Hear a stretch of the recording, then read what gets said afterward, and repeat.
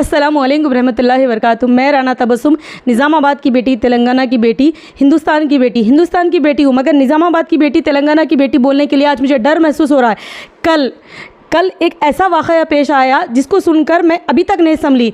शहर निज़ामाबाद, मंडल बहोदन, ward number 3 और शक्कर नगर के एरिए में एक मासूम सी बच्ची जिसकी उम्र 13 साल है, जो दुनिया को नहीं जानती, उसका एक छोटा सा मासूम सा दिल लेकर वो ख्वाब सोच रही थी स्कूल जाने, वो ख्वाब सोच रही थी उसकी ज़िंदगी के जो बाहर रोड पे खेल लेने के लिए, दोस्तों में रहने के लिए। उसकी एक हसीन सी मुस्कुराहट को तबाह ताराश कर दिया गया।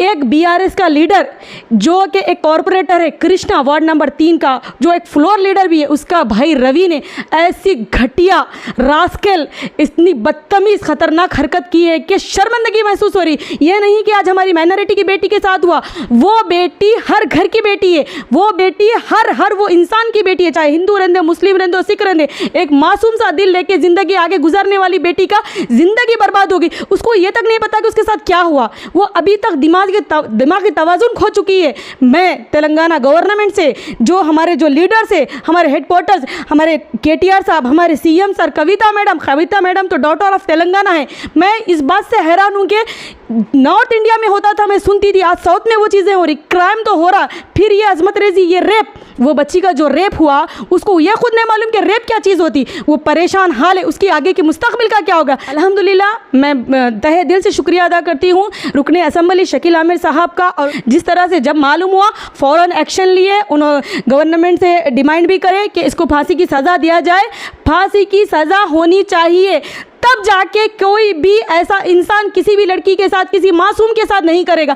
तो ऐसी मासूम बच्ची के साथ हो गया, उसकी आने वाली ज़िंदगी का क्या होगा, उसके आने वाले मुस्तकबिल का क्या होगा, वो कैसे जिएगी। उसके दिमाग पे ऐसा असर पड़ गया कि वो ज़िंदगी को जीने का मकसद भूल गई, वो आम लड़कियों की जैसी नहीं रही। इसका जिम्मेदार कौन है? आज दिन ब दिन क्राइम बढ़ रहा, अजमत रेजी होती, नॉर्थ में होता था, साउथ में भी हो रहा। तो मैं और एक बार ये रिक्वेस्ट करती हूँ कि आप जल्द से जल्द उसको वो कमीने हराम के को, वो रास्केल को फांसी की सज़ा होना ही चाहिए। जब तक फांसी की सज़ा नहीं मिली, फिर ये क्राइम बढ़ते जाएगा। ये हमारी आने वाली नस्लें हैं, ये हमारी बेटियां हैं, ये मुल्क की बेटी है, ये रियासत की बेटी है, ये निज़ामाबाद की बेटी है। ये हमें हमारी सिक्योरिटी चाहिए। क्या आज मुझे डर लग रहा है कि मैं एक वर्किंग वूमन हूँ, अगर मैं कल जाऊँगी तो कौन सी नज़रें मुझे देखेंगी, कौन सी नज़रों का मैं शिकार होंगी।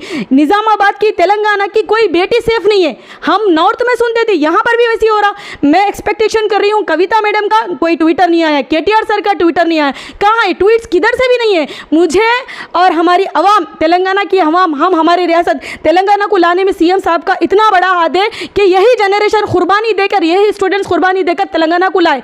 फिर हम जनरेशन को सेव करना, आपने हुकूमत लाई है, स्टेट अलग करे, 29 स्टेट तेलंगाना किस वजह से हुआ?